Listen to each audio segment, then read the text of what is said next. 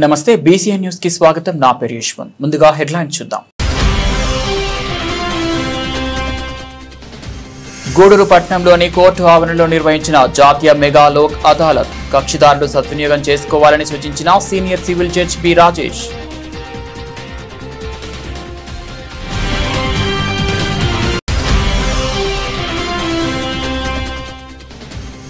Gudur rural పరిధిలోని తుంగపాలెం వద్ద colour shine రేకుల పరిశ్రమలో అగ్ని ప్రమాదం. ఒకరు అక్కడికక్కడే మృతి చెందగా మరో 6 మందికి తీవ్ర గాయాలు.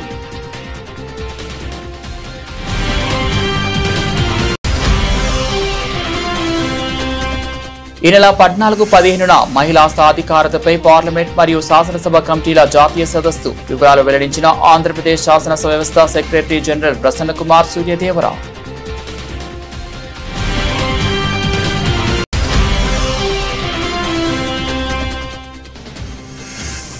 తిరుపతిని యాంకర్ హబ్ గా చేసి జాతీయ అంతర్జాతీయ పర్యాటకుల గమ్యస్థానంగా తీర్చిదిద్దుదాం స్పష్టం చేసిన మంత్రి కందుల దుర్గేష్.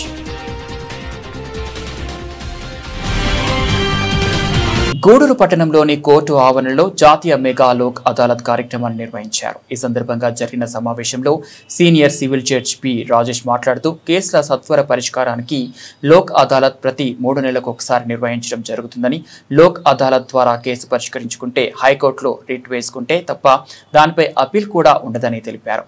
చిన్న చిన్న గొడవలతో కేసులు పెట్టుకుని కోర్టుల చుట్టూ సంవత్సరాల తరబడి తిరుగుతూ ఉంటారని, ఇరు వర్గాల వారు మాట్లాడుకుని లోక్ అదాలత్ ద్వారా రాజీ చేసుకుంటే ఇద్దరు విజయం సాధించినట్లేనని పేర్కొన్నారు. అనంతరం రాజీ కుదుర్చుకున్న కక్షిదారులకు లోక్ అదాలత్ అవార్డులను అందజేశారు. ఈ సమావేశంలో principal junior civil judge BV Sulochanarani, APP Lakshminarayana, bar vice president P Hariprasad, న్యాయవాదుల పార్వతయ్య, కోటేశ్వరరావు, మహబూబ్ బాషా, పోలీస్ మరియు కోర్టు సిబ్బంది, కక్షిదారులు పాల్గొన్నారు. వారి డైరెక్షన్స్ మేరకు దేశవ్యాప్తంగా మనకి లోక్ అదాలత్ నిర్వహించడం జరుగుతోంది. ఈ లోక్ అదాలత్ యొక్క ముఖ్య ధ్యేయం ఏమిటంటే త్వరితగతిన కేసులు పరిష్కారం చేయడం, ఒకరు నష్టపోవడము ఒకరు గెలవడము అనేది లేకుండా ఇద్దరికి సమన్యాయం, సత్వర న్యాయం, ఖర్చు లేకుండా న్యాయం అనేటువంటి అంశాలతో ఈ లోక్ అదాలత్లో సెటిల్మెంట్లు అనేవి జరుగుతాయి. మీ ఇద్దరు పార్టీలిద్దరూ మాట్లాడుకొని అమికబుల్గా ఒక సెటిల్మెంట్కి వచ్చిన తర్వాత మీ నిర్ణయం ప్రకారం అది చట్ట పరిధిలో అవార్డు పాస్ చేయడం జరుగుతుంది. ఒకసారి లోక్ అదాలత్లో అవార్డు పాస్ చేస్తే దానిపైన అప్పీల్ ఉండదండి, అది ఫైనల్. అన్లెస్ ఏదన్నా ఇర్రెగ్యులారిటీ జరిగిందని మీరు హైకోర్టులో రిట్ వేసుకుంటే తప్ప దాని మీద అప్పీల్ కూడా ఉండదు. మీరు అదే కోర్టులో వెళ్ళి కేసు వాదించుకుంటే ఒకరు గెలవచ్చు, ఒకరు ఓడిపోవచ్చు. ఆ ఓడిపోయిన వాళ్ళు మాకు అన్యాయం జరిగింది అని మళ్ళీ అప్పీల్కి పెడితే మళ్ళీ అప్పీలేట్ కోర్టులో దాని మీద ఎంక్వైరీ, ట్రయల్, ఆర్గ్యుమెంట్స్, జడ్జిమెంట్ ఇలా ఉంటాయి. అదే లోక్ అదాలత్ అవార్డు అయితే ఒకసారి అవార్డు పాస్ అయితే అది ఫరెవర్ అవార్డు. కాబట్టి దయచేసి ఖర్చు లేకుండా త్వరితగతిన మీ యొక్క న్యాయ సమస్యలను పరిష్కరించుకోవడానికి లోక్ అదాలత్ అన్నది చాలా మంచి వేదిక. అందరూ కావాలని ఏయో తప్పులు చేసో కేసుల్లో ఇరుక్కోనో ఉండరు. చిన్న చిన్న ఇష్యూస్ వస్తుంటాయి, అవుట్ ఆఫ్ ఎమోషన్స్, ఏదో ఒక సమస్యలు. వాటి వల్ల కాలయాపన, వృధా కాలయాపన, డబ్బు నష్టం, అట్లాగే మీ సొంత పనులు మానుకొని కోర్టు చుట్టూతో సంవత్సరాల తరబడి తిరగడం, ఇలాంటివన్నీ లేకుండా మీరు మాట్లాడుకొని ఒక సహృదయంతో, ఒక సహృద్భావ వాతావరణంలో మీరు సమస్యలను పరిష్కరించుకోవడానికి ఈ లోక్ అదాలత్ మీకు సహాయపడుతుంది. ఈ లోక్ అదాలత్లో సివిలు, క్రిమినల్, చెక్ బౌన్స్ కేసులు, అట్లాగే ఎంవీ యాక్ట్ కేసులు, రీలిటిగేషన్ కేసెస్, బ్యాంక్ సూట్స్, ఇలా అన్ని రకాల రాజీ పడదగిన కేసులన్నీ పరిష్కారం చేయబడతాయి. కాబట్టి కక్షిదారులందరూ ఈ విషయాన్ని గమనించి ఈ అవకాశాన్ని సద్వినియోగం చేసుకొని ఈ లోక్ అదాలత్ని జయప్రదం చేయవలసిందిగా కోరుకుంటూ మీకు అందరికీ మరొకసారి ధన్యవాదాలండి. Thank you. అంటే మన భారత రాజ్యాంగము అమల్లోకి వచ్చింది 1950 జనవరి 26న అమల్లోకి వచ్చిన తర్వాత మన రాజ్యాంగం అమల్లోకి వచ్చిన కాడ నుంచి అంటే మనిషి జీవించే హక్కు అనేది మన భారత రాజ్యాంగం మనకు కలగజేసింది. ఆ జీవించే హక్కు ఉన్నప్పటికీ ఎక్కువ మంది పేదవారు వారికి ఎవరి నుంచైనా ఇబ్బంది ఏర్పడినప్పుడు వాళ్ళు కోర్టుకు పోయి న్యాయాన్ని పొందాలంటే అది ఖర్చుతో కూడిన వ్యవహారం కాబట్టి ఎక్కువ మంది ఆ విధమైనటువంటి వెసులుబాటును పొందలేకపోతున్నారు. ఈ అంశము చాలాసార్లు డిబేటు రావటం జరిగింది. తదనుగుణంగా 42వ రాజ్యాంగ సవరణల 1976లో వచ్చి ఆ తరువాత అంటే రాజ్యాంగంలో మొట్టమొదటిసారిగా ఫ్రీ లీగల్ ఎయిడ్ అనేది లేదు.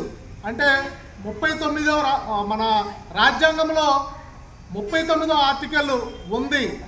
దానికి ఏ అనే 39 అనే ఆర్టికల్ తీసుకొచ్చి అప్పుడు ప్రజలందరికీ సమానమైనటువంటి లీగల్ ఎయిడ్ అంటే న్యాయము అందజేయాలనే ఉద్దేశంతో, అంటే ఒక వ్యక్తికి జీవించే హక్కు ఎంత ముఖ్యమో అదేవిధంగా న్యాయాన్ని పొందేటువంటి హక్కు కూడా ఇవ్వాలనే భావన భారత ప్రభుత్వానికి వచ్చి ఆనరబుల్ సుప్రీంకోర్టు నుంచి ఒక కమిటీని వేయటం జరిగింది.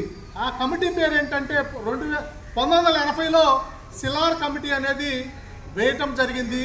ఆ సిలార్ కమిటీలో సభ్యులు ఎవరంటే జస్టిస్ పిఎన్ భగవతి గారు, అదేవిధంగా కృష్ణ అయ్యర్ గారును కమిటీలో సభ్యులుగా వేసి వాళ్ళ రిపోర్టు అనుగుణంగా ఈ లీగల్ సర్వీస్ అథారిటీ అంటే యాక్ట్ తీసుకొచ్చి ఆ రిపోర్ట్లో వాళ్ళు ఏమిచ్చారంటే మనిషి జీవించే హక్కు ఏ విధంగా ఉందో అదేవిధంగా న్యాయాన్ని పొందే హక్కు కూడా ప్రతి మనిషికి ప్రతి పేదవాడికి ఉందని చెప్పేసి చెప్పడంతో రాజ్యాంగ సవరణ చేసి 39A తీసుకొచ్చి లీగల్ సర్వీస్ అథారిటీ యాక్ట్ను 1987లో తీసుకురావడం జరిగింది.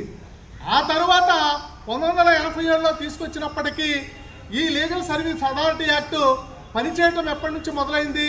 1995 నవంబర్ 9 నుంచి పనిచేయటం జరిగిందనమాట. అప్పటి నుంచి కేసులు పరిష్కారం చేస్తూ అంటే పేదవారికి అందరికీ సమానమైనటువంటి న్యాయము అందించాలి. అంటే అంతకుముందు ఈ యాక్ట్ రాకముందు ఏ విధంగా ఉండేదనంటే ఒక పేదవాడు ఒక కేసులో ఉన్నాడనుకోండి, అతనికి ఆర్థిక స్తోమత లేదనుకోండి, క్రిమినల్ కేసులో ఉంటే అతనికి మన లైఫ్ కానీ డెత్ పెనాల్టీ కానీ ఇచ్చినప్పుడు మాత్రమే అతను అప్లికేషన్ పెట్టుకుంటే ఆనరబుల్ కోర్టు వారి దగ్గర అప్లికేషన్ పెట్టుకుంటే వారికి ఒక ప్లేడర్ గారిని లీగల్ ఎయిడ్గా ఇవ్వటం అనేది జరిగేదన్న. తిరుపతి జిల్లా గూడూరు రూరల్ పరిధిలోని తుంగపాలెం వద్ద కలర్ షైన్ రేకుల పరిశ్రమలో అగ్ని ప్రమాదం చోటు చేసుకుంది. ఈ ప్రమాదంలో ఉత్తరప్రదేశ్కు చెందిన ఆదిత్య అనే 25 ఏళ్ల యువకుడు అక్కడికక్కడే మృతి చెందగా మరో 6 మందికి తీవ్ర గాయాలయ్యాయి. గాయపడిన వారిని చికిత్స నిమిత్తం నెల్లూరుకు తరలించారు. ఫ్యాక్టరీలోని జింక్ పార్ట్ ప్రదేశంలో ఒక్కసారిగా మంటలు వ్యాపించడంతో ప్రమాదం జరిగినట్లు రూరల్ సిఐ కిషోర్ బాబు వెల్లడించారు. మృతుడికి భార్య, 2 పిల్లలు ఉన్నారు. సంఘటనా స్థలాన్ని తహసీల్దార్ ప్రసాద్, రూరల్ సిఐ కిషోర్ బాబు పరిశీలించారు. ఘటనపై కేసు నమోదు చేసుకున్న పోలీసులు దర్యాప్తు చేపట్టారు. ఘటనపై కవరేజ్కి వెళ్లిన మీడియా వారిపై పరిశ్రమ ప్రతినిధులు దురుసుగా ప్రవర్తించడంతో మీడియా ప్రతినిధులు కంపెనీ గేటు ఎదుట బైఠాయించి నిరసన వ్యక్తం చేశారు. అందరికీ నమస్కారం. గూడూరు రూరల్ మండల పరిధిలోని కలర్ షైన్ అనే ఫ్యాక్టరీలో ఈరోజు ఉదయం 9:30 గంటల సమయంలో వాళ్ళు ప్లాంట్ని రీస్టార్ట్ చేసేదానికోసంగా ఆక్సిజన్ లీకేజీ ఏదైనా ఉందా అనేది వాళ్ళు అంత ప్రాసెస్ చేసుకునే సమయంలో జింక్ పార్ట్లో నుంచి చిన్న ఎక్స్ప్లోజన్ రావడంతో ఆక్సిజన్ చెక్ చేస్తున్న ఫర్నస్ పైపుకు సంబంధించి ఆక్సిజన్ లీకేజ్ ఏమైనా ఉందా అని చెప్పేసి చెక్ చేసుకునే సమయంలో జింక్ పాట్ నుంచి వచ్చిన ఎక్స్ప్లోజన్ వల్ల ఒక వ్యక్తి ఆ పాట్లోకి పడిపోయినట్టుగా ఫుటేజ్ కనిపిస్తూ ఉంది. అలాగే అక్కడ ఆ చెక్ చేస్తున్న వాళ్ళలో 10 మందికి సింపుల్ ఇంజరీస్ జరగడం జరిగింది. ఈ మిస్సింగ్ ఎవరైతే ఆ పాట్లోకి పడిపోయాడు అని అనుకుంటున్న వ్యక్తి పేరు ఆదిత్య, ఉత్తరప్రదేశ్కు చెందిన వ్యక్తిగా తెలియజేస్తున్నారు. అతని పూర్తి వివరాలు ఇంకా రావాల్సి ఉంది. 2023లో కంపెనీలో చేరాడని చెప్పేసి అప్పటి నుంచి వర్క్ చేస్తూ ఉన్నాడని చెప్పేసి తెలియజేస్తూ ఉన్నారు. అతని పూర్తి వివరాలు కూడా తీసుకోవాల్సి ఉంది. ఈ రిమైనింగ్ 10 మంది ఎవరైతే చిన్న ఇంజరీస్ జరిగి హాస్పిటల్ షిఫ్ట్ చేశారో వాళ్ళు కూడా ఆల్మోస్ట్ బీహార్ నుంచి, ఉత్తరప్రదేశ్ నుంచి, డిఫరెంట్ స్టేట్స్ నుంచి వచ్చి ఇక్కడ వర్క్ చేస్తూ ఉన్నారు. వాళ్ళంతా కూడా గూడూరులో రెసిడెన్స్ ఉంటూ ఇక్కడ వర్క్ చేస్తూ ఉన్నారని చెప్పేసి కంపెనీ వాళ్ళు తెలియజేయడం జరిగింది. దీనికి సంబంధించి ఈ ఎక్స్ప్లోజన్ సంబంధించి కంపెనీ వాళ్ళు కూడాను ఎట్లా జరిగింది ఏంటనేది వాళ్ళు కూడా ప్రాసెస్ చేస్తూ ఉన్నారు FSL టీమ్ని. అండ్ అట్లాగే ఫ్యాక్టరీస్ ఇన్ఛార్జ్ ఇన్స్పెక్టర్ని వాళ్ళని కూడా పిలవడం జరిగింది. దాని రిపోర్ట్ తీసుకొని ఫర్దర్ ఇన్వెస్టిగేషన్ చేసి పూర్తి వివరాలు మీకు తదుపరి తెలియజేయడం జరుగుతుంది. జింక్ పాట్లో పడిపోయిన వ్యక్తి మరణించారా సార్? జింక్ పాట్ 600 డిగ్రీల సెల్సియస్ ఉంటుంది. అది ఫ్యాక్టరీ రన్నింగ్ లో ఉన్నా లేకపోయినా 600 డిగ్రీల సెల్సియస్ దాన్ని మెయింటైన్ చేస్తూ ఉండాలి. ఆ ఫర్నస్ నుంచి ఏదైతే థిన్ చేసిన షీట్ ప్రాసెస్ అయ్యి క్లీనింగ్ జరిగి అక్కడికి వచ్చేటప్పుడు ఆ ఫర్నస్ లో ఉన్న హీట్ ఆక్సిజన్ లీకేజ్ కనుక ఉంటే ఆ జింక్ దానికి షీట్ కి పేస్ట్ అవ్వదు ప్రాపర్ గా అని చెప్పేసి ఆక్సిజన్ లీకేజ్ లేకుండా చెక్ చేస్తారు. అది 600 డిగ్రీస్ సెల్సియస్ ఉంటుంది. 600 డిగ్రీస్ సెల్సియస్ అంటే ఇంకా అది మెల్టింగ్ ఐరన్ అల్యూమినియం జింకే మెల్టింగ్ లిక్విడ్ ఫామ్ లోకి ఉంటుంది. స్ప్రే అవుతుంది కాబట్టి దాని మీదకి దాంట్లో మునిగి డిప్ అయ్యి వచ్చిన షీట్ క్లీన్ అయ్యి మళ్ళీ అదంతా కూడా అదే డిగ్రీస్ మెయింటైన్ అవుతూ ఉంటుంది. సో FSL టీమ్ని దాని గురించి పూర్తి నివేదిక ఇవ్వడం కోసం వాళ్ళని కూడా ఇక్కడికి రమ్మని చెప్పేసి చెప్పడం జరిగింది. అది ఫర్దర్ ఇన్వెస్టిగేషన్ వాళ్ళ సర్టిఫికేషన్ బేస్ చేసుకుని చేయడం జరుగుతుంది. లోక్సభ స్పీకర్ ఆలోచనతో కొత్త ఒరవడికి శ్రీకారం చుట్టడం జరిగిందని ఆంధ్రప్రదేశ్ శాసన వ్యవస్థ సెక్రటరీ జనరల్ ప్రసన్న కుమార్ సూర్యదేవర తెలిపారు. తిరుపతి జిల్లాలో ఈ నెల 14, 15న మహిళా సాధికారతపై పార్లమెంట్ మరియు శాసనసభ కమిటీల జాతీయ సదస్సు నిర్వహణపై ఆయన మాట్లాడారు. తిరుపతిలోని రాహుల్ కన్వెన్షన్ సెంటర్ వద్ద మీడియా సమావేశం నిర్వహించారు. ఈ సందర్భంగా ఆంధ్రప్రదేశ్ శాసన వ్యవస్థ సెక్రటరీ జనరల్ మాట్లాడుతూ పార్లమెంట్లో మహిళా స్వశక్తీకరణ కమిటీ ఒక జాయింట్ కమిటీ అని, ఇందులో 20 మంది లోక్సభ సభ్యులు, 10 మంది రాజ్యసభ సభ్యులు ఉంటారన్నారు. సాధారణంగా లోక్సభ సభ్యుల్లో ఒకరు కమిటీకి చైర్పర్సన్ గా ఉంటారని, ప్రస్తుతం పురంధేశ్వరి ఈ కమిటీకి చైర్పర్సన్ గా వ్యవహరిస్తున్నారన్నారు. ఇటువంటి కమిటీలే అనేక రాష్ట్రాల శాసనసభల్లో శాసన మండలిలో ఉంటాయన్నారు. లోక్సభ స్పీకర్ స్వయంగా ప్రారంభ సమావేశానికి మరియు ముగింపు సమావేశానికి అధ్యక్షత వహిస్తారని, రాజ్యసభ డిప్యూటీ చైర్మన్ కూడా ఈ కార్యక్రమానికి హాజరవుతారని చెప్పారు. మన రాష్ట్రం నుంచి మొదటి రోజు 14వ తేదీన ఈ సమావేశం ప్రారంభమవుతుందన్నారు. ఈ కార్యక్రమానికి లోక్సభ స్పీకర్ ఓం బిర్లా, ముఖ్యమంత్రి చంద్రబాబు నాయుడు, రాజ్యసభ డిప్యూటీ చైర్మన్ హరివంశ్, శాసనసభ speaker Ayyanna Patrudu, deputy speaker Raghurama Krishnam Raju, రాష్ట్ర మంత్రులు జిల్లా ఇన్ఛార్జ్ మంత్రి అనగాని సత్యప్రసాద్, లోక్సభ కమిటీ చైర్పర్సన్ పురంధేశ్వరి, మన రాష్ట్ర కమిటీ చైర్పర్సన్లుగా చరితారెడ్డి వీరందరూ వేదికపై నుంచి ప్రారంభ సమావేశాన్ని నిర్వహించడం జరుగుతుందన్నారు. బ్రీఫ్గా మీ అందరికీ ఈ మహాసభ గురించి ఒక స్థూలమైన అవగాహన కల్పించేందుకు మాత్రమే మీతో సమావేశమవుతున్నాను. మిగతా విశేషాలన్నీ రేపు మీకు మహాసభలోనే తెలుస్తాయి. మీ అందరికీ తెలుసు, పార్లమెంట్లో శాసనసభల్లో కమిటీ వ్యవస్థ అనేది ఒకటి ఉంటుంది. పార్లమెంటు శాసనసభ 365 రోజులు సమావేశం కావడం సాధ్యం కాదు కాబట్టి వాటి పని భారాన్ని పంచుకోవడం కోసం ప్రతి సభలో, ప్రతి చట్టసభలో కమిటీలు ఉంటాయి. విభిన్నమైన అంశాలపై కూలంకషంగా చర్చించడానికి, ఆయా శాఖల బిల్లుల మీద కూలంకషంగా చర్చించడానికి, సభకి సిఫారసులు చేయడానికి ఈ కమిటీలు ఉంటాయి. అలాంటి అనేక కమిటీల్లో ఒకటి పార్లమెంట్లో మహిళా సశక్తీకరణ committee, committee on empowerment of women. ఇది ఒక జాయింట్ కమిటీ. 20 మంది లోక్సభ సభ్యులు, 10 మంది రాజ్యసభ సభ్యులు ఉంటారు. సాధారణంగా లోక్సభ సభ్యుల్లో ఒకరు ఈ కమిటీకి చైర్పర్సన్గా ఉంటారు. ప్రస్తుతం ఈ కమిటీకి పురంధేశ్వరి గారు చైర్పర్సన్. ఇటువంటి కమిటీలే అనేక రాష్ట్రాల శాసనసభల్లో, శాసన మండళ్లలో ఉంటాయి. మన రాష్ట్రంలో కూడా ఇది ఒక సంయుక్త కమిటీ. 3 శాసనమండలి సభ్యులు, 9 మంది శాసనసభ సభ్యులతో ఉంది కమిటీ. మన రాష్ట్రంలో సంయుక్త కమిటీకి గౌరు చరితారెడ్డి గారు చైర్పర్సన్. ఇట్లాగే అనేక రాష్ట్రాల్లో శాసనసభల్లో కమిటీలు ఉంటాయి. గతంలో ఏ కమిటీకి ఆ కమిటీ, ఏ రాష్ట్రానికి ఆ రాష్ట్రం తమంతా తాముగా పనిచేసుకుంటూ పోతుండేవి. మిగతా రాష్ట్రాల్లో కమిటీలు ఎట్లా పనిచేస్తున్నాయనేది ఎప్పుడన్నా ఈ కమిటీ వేరే రాష్ట్రంలో పర్యటనకు వెళితే ఏమన్నా తెలిసేది. ఈ కమిటీకి ఆసక్తి ఉండి ఫలానా రాష్ట్రంలో ఫలానా కమిటీ బాగా పనిచేస్తుంది, వాళ్ళ దగ్గర నుంచి తెలుసుకుందాం కొన్ని విషయాలు అని వెళ్తే అవతల వాళ్ళు అవకాశం ఇస్తే చర్చిస్తే నేర్చుకున్నట్టు, లేదంటే లేదు. ఈ లోపాన్ని పూరించడానికి లోక్సభ స్పీకర్ గారు ఈ సంవత్సరం కొత్తగా ఒక ఒరవడి మొదలెట్టారు. దేశంలో ఉన్న అన్ని కమిటీలని ఒక్కొక్క సబ్జెక్ట్ మీద ఒక్కొక్క రాష్ట్రంలో సమావేశపరిచి వాళ్ళందరూ కలిసి వాళ్ళ సాధక బాధకాలు, వాళ్ళు పనిచేస్తున్న విధానాలు చర్చించి ఒకరి నుంచి ఒకరు నేర్చుకునే అవకాశం కల్పించాలని ఈ ఇనిషియేటివ్ తీసుకున్నారు. ఈ క్రమంలో మొట్టమొదటిది 2 నెలల క్రితం ఎస్టిమేట్స్ కమిటీ మీటింగ్ మహారాష్ట్రలో పెట్టారు, బాంబేలో. గత నెలలో షెడ్యూల్డ్ కాస్ట్, షెడ్యూల్డ్ ట్రైబ్స్ కమిటీల మీటింగ్ పెట్టారు భువనేశ్వర్లో. ఈ పరంపరలో 3వ సమావేశం మహిళా సశక్తీకరణ, మహిళా సంక్షేమ కమిటీల సమావేశం మన రాష్ట్రాన్ని ఎంచుకున్నారు. 3 నెలల క్రితం మనకు ఆఫర్ ఇస్తే మన స్పీకర్ అయ్యన్న పాత్రుడు గారు మేము ఆతిథ్యం వహిస్తాం సార్ అని చెప్పారు. ముఖ్యమంత్రి గారిని సంప్రదించి ముఖ్యమంత్రి గారి ప్రోద్బలంతో, ప్రోత్సాహంతో లోక్సభకి మనం ఆమోదం తెలిపాం. ఇది ఒక 2 రోజుల సభ. దీనికి ఒక స్టాండర్డ్ ప్యాటర్న్ ఉంటుంది. లోక్సభ మార్గదర్శకత్వంలో ఈ కార్యక్రమాన్ని మనం నిర్వహించుకుంటూ ఉంటాం. లోక్సభ స్పీకర్ గారు స్వయంగా ప్రారంభ సమావేశానికి, ముగింపు సమావేశానికి అధ్యక్షత వహిస్తారు. రాజ్యసభ డిప్యూటీ చైర్మన్ గారు కూడా ఈ కార్యక్రమానికి హాజరవుతారు. మన రాష్ట్రం విషయానికి వస్తే మొదటి రోజు అంటే 14వ తారీఖు ఉదయం 10:30కి ప్రారంభ సమావేశం ప్రారంభమవుతుంది.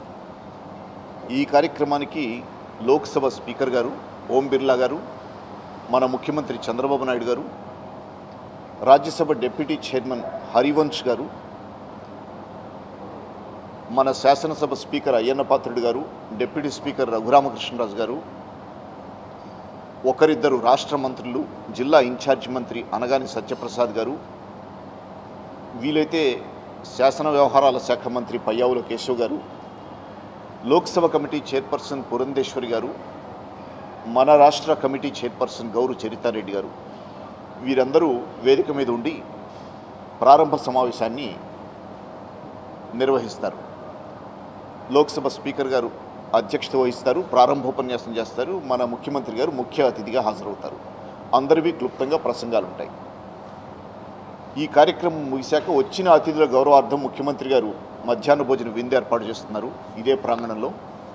ఆ తర్వాత ప్లీనరీ సెషన్స్ ఉంటాయి. ఒక 2-3 థీమ్స్ ఆ కమిటీ ఎంచుకుంటుంది. ఆ 2-3 థీమ్స్ మీద కూలంకషంగా ఈ దేశవ్యాప్తంగా ఇంకొక పాయింట్, మొత్తము కమిటీలన్నీ హాజరవటం సాధ్యం కాదు కాబట్టి ప్రతి కమిటీ నుంచి, ప్రతి రాష్ట్రం నుంచి 4 సభ్యులు ఒక చైర్పర్సన్ చొప్పున నామినేట్ చేయమని స్పీకర్ గారు రిక్వెస్ట్ చేస్తే ఆయా రాష్ట్రాల నుంచి మనకి 5 చొప్పున వస్తున్నారు. ఈ సభ్యులందరూ కూర్చుని ప్లీనరీలో థీమ్స్ మీద చర్చించి చివరికి ముగింపులో అదే రోజు కానీ లేక 15వ తారీఖు ఉదయం కానీ ఒక తీర్మానం ఆమోదించే అవకాశం ఉంది వాళ్ళు ఎంచుకున్న థీమ్స్ మీద. ఆ తర్వాత 15వ తారీఖు ఉదయం ముగింపు సమావేశం జరుగుతుంది. దీనికి గవర్నర్ గారు వస్తున్నారు ముఖ్య అతిథిగా. Same more or less same guests ఉంటారు డాయస్ మీద. ముగింపు సమావేశం తర్వాత మనము అతిథుల్ని పోస్ట్ కాన్ఫరెన్స్ టూర్ కోసం శ్రీకాళహస్తి తీసుకుపోయే ప్లాన్ ఉంది ఇప్పటివరకు. ఇది స్థూలంగా ప్రోగ్రామ్. ఇది 14, 15 తేదీల్లో వీలైనంత వరకు ఉదయం తిరుమల దర్శనానికి కూడా మనం అతిథుల్ని తీసుకుపోతున్నాం. 16 డిపార్చర్స్. బేసిక్గా broad scheme of the conference ఇది. తిరుపతిని యాంకర్ హబ్గా చేసి జాతీయ అంతర్జాతీయ పర్యాటకుల గమ్యస్థానంగా తీర్చిదిద్దుతామని రాష్ట్ర పర్యాటక, సాంస్కృతిక, సినిమాటోగ్రఫీ మంత్రి కందుల దుర్గేష్ అన్నారు. రాష్ట్రంలో పర్యాటక రంగాన్ని బలోపేతం చేయడం, ప్రైవేటు పెట్టుబడులు ఆకర్షించడమే లక్ష్యంగా శుక్రవారం తిరుపతిలోని తాజ్ హోటల్లో పర్యాటక మంత్రి కందుల దుర్గేష్ అధ్యక్షతన రీజనల్ టూరిజం ఇన్వెస్టర్ సమ్మిట్ జరిగింది. ఈ సందర్భంగా మంత్రి కందుల దుర్గేష్ రాష్ట్రంలో జరుగుతున్న పర్యాటక రంగ అభివృద్ధి, పెట్టుబడులు పెట్టేందుకు ఉన్న అవకాశాలు, పర్యాటక రంగానికి పారిశ్రామిక హోదా కల్పన, నూతన పర్యాటక పాలసీ 2024-29, పర్యాటక భూ కేటాయింపుల విధానం తదితర పర్యాటక రంగానికి కూటమి ప్రభుత్వం అందిస్తున్న ప్రోత్సాహాన్ని, కేంద్ర ప్రభుత్వ సహకారాన్ని, పర్యాటకంగా తిరుపతిలో ఉన్న అవకాశాలను వివరించారు.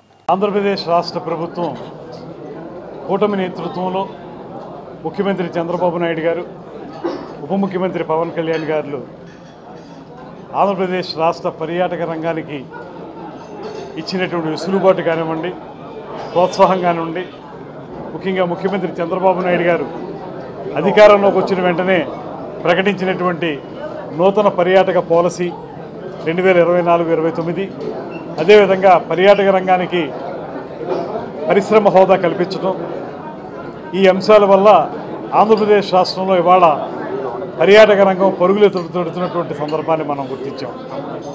ముఖ్యంగా విశాఖపట్నం, విజయవాడ ప్రాంతాల్లో ఈ తరహా పెట్టుబడిదారుల సదస్సును ఏర్పాటు చేసుకుని ఇప్పుడు రాయలసీమ జిల్లాల్లో తిరుపతి ప్రాంతంలో ఈ కార్యక్రమాన్ని ఏర్పాటు చేసుకోవడం జరిగింది.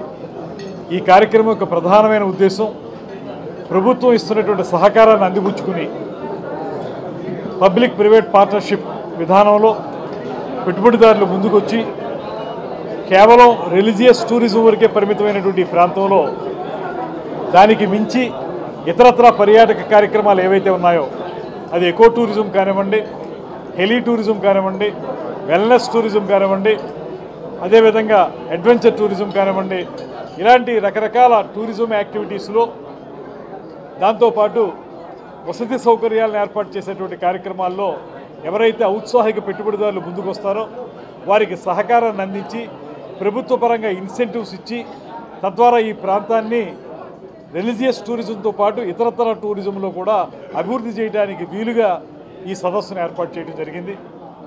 తక్కువ సమయంలో సమాచారం ఇచ్చినప్పటికీ కూడా పెద్ద ఎత్తున పెట్టుబడిదారులు కానివ్వండి, ఇతరతర ఔత్సాహికులు కానీ రావడం జరిగింది.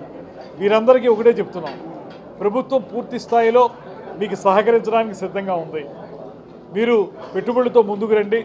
ఒక పక్కన మీకు అవసరమైనటువంటి ల్యాండ్ పార్సిల్ ఇవ్వడం కానివ్వండి, దాంతోపాటు ప్రభుత్వ పరంగా ఇచ్చేటువంటి ఇన్సెంటివ్స్ ఏవైతే ఉన్నాయో, ఇండస్ట్రీ స్టేటస్ ఇవ్వడం వల్ల ఎస్జిఎస్డి రీఎంబర్స్మెంట్ కానివ్వండి, లేకపోతే పవర్ ఛార్జెస్ విషయంలో రీఎంబర్స్మెంట్ కానివ్వండి, ఇతరత్ర ఏవైతే పొందుపరిచామో వాటన్నిటిని మీకు అందిస్తాం, మీరు ముందుకు రండి అని చెప్పి ఆహ్వానించడానికి కార్యక్రమాన్ని ఏర్పాటు చేసాం. ఇందులో భాగంగా ఇవాళకే మేము రమారమి 12,000 కోట్ల రూపాయల పెట్టుబడులు మన విజయవాడలో జరిగినటువంటి సదస్సులో పెట్టుబడిదారులు ముందుకొచ్చారు. వారందరితో ఎంఓయూలు చేసుకున్నాం. అదేవిధంగా ఇవాళ మధ్యాహ్నం నుంచి 1-to-1 కూర్చుని ఇక్కడికి వచ్చినటువంటి పెట్టుబడిదారులతో మాట్లాడి వారు ఏ రకమైనటువంటి కార్యక్రమాలు చేపడుతున్నారనేటువంటి దాన్ని తీసుకుని వారికి సహకారాన్ని ఇచ్చి వాటన్నింటిని కూడా పట్టాలెక్కించే విధంగా కార్యక్రమాలను ఏర్పాటు చేయడానికి ఇవాళ ఈ సదస్సుని ఏర్పాటు చేసుకోవడం జరిగింది. చాలా ఉత్సాహంగా అందరూ ముందుకొచ్చారు. ప్రజాప్రతినిధులు కూడా పెద్ద ఎత్తున విచ్చేశారు. అందరం కలిసి అధికారులు, ప్రజాప్రతినిధులు, పెట్టుబడిదారులు అందరం కలిసి ఈ ప్రాంతాన్ని కేవలం రిలీజియస్ టూరిజం వరకు పరిమితం కాకుండా ఇతరత్ర ఏవైతే ఉన్నాయో మనకి వాటన్నిటినీ కూడా డెవలప్ చేయడానికి ముందుకు వెళ్తామనేటువంటి మాటని వాళ్ళు తెలియజేస్తూ ఉన్నాం. దాంతోపాటు మాకు వచ్చినటువంటి కొత్త రకమైనటువంటి విధానాల్లో గత ప్రభుత్వం ఏనాడు కూడా ₹1 ఖర్చు పెట్టలేదు పర్యాటక రంగం మీద. పెట్టుబడిదారులు ఎవరన్నా వస్తే వాళ్ళని నిరాశపరిచింది తప్పితే ఎక్కడా కూడా వాళ్ళని ప్రోత్సాహపరిచేటువంటి కార్యక్రమాలు చేపట్టలేదు. ఈ ప్రాంతానికి చెందినటువంటి పర్యాటక శాఖ మంత్రి ఆ రోజు ఉన్నప్పటికీ కూడా, ఈ ప్రాంతానికి చెందినటువంటి అనేక మంది నాయకులు ఉన్నప్పటికీ కూడా ఏనాడు కూడా ఈ ప్రాంతంలో పర్యాటక రంగాన్ని అభివృద్ధి చేయాలని ఆలోచన చేయలేదు.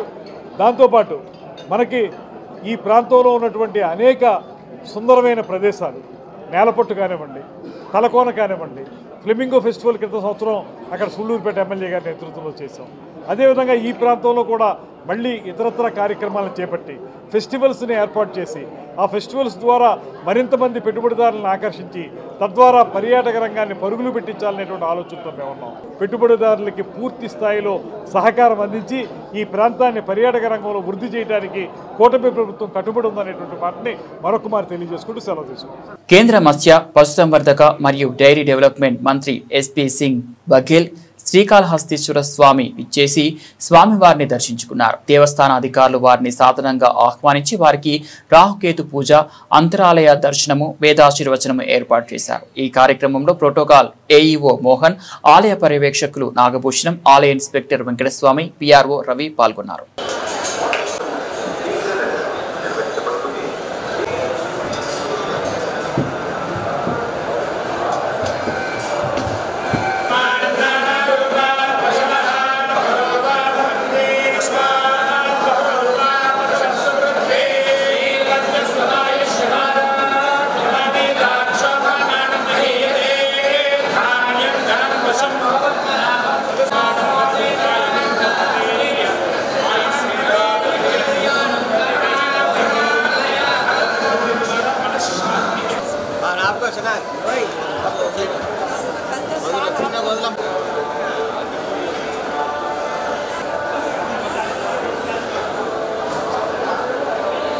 బులెటిన్ ముగించే ముందు హెడ్లైన్స్ మరోసారి. గూడూరు పట్టణంలోని కోర్టు ఆవరణలో నిర్వహించిన జాతీయ మెగా లోక్ అదాలత్. కక్షిదారులు సద్వినియోగం చేసుకోవాలని సూచించిన senior civil judge B Rajesh.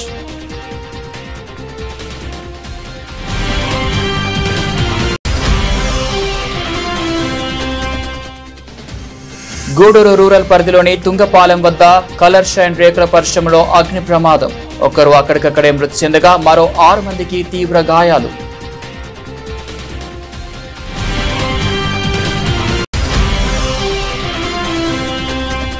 ఈ నెల 14-15న మహిళా సాధికారతపై పార్లమెంట్ మరియు శాసనసభ కమిటీల జాతీయ సదస్సు. వివరాలు వెల్లడించిన ఆంధ్రప్రదేశ్ శాసన వ్యవస్థ సెక్రటరీ జనరల్ ప్రసన్న కుమార్ సూర్యదేవరా.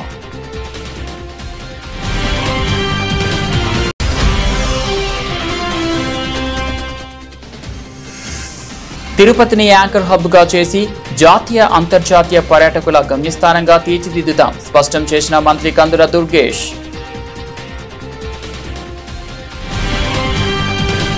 ఇవి బులెటిన్ అప్డేట్స్. మరో బులెటిన్లో మళ్ళీ కలుద్దాం.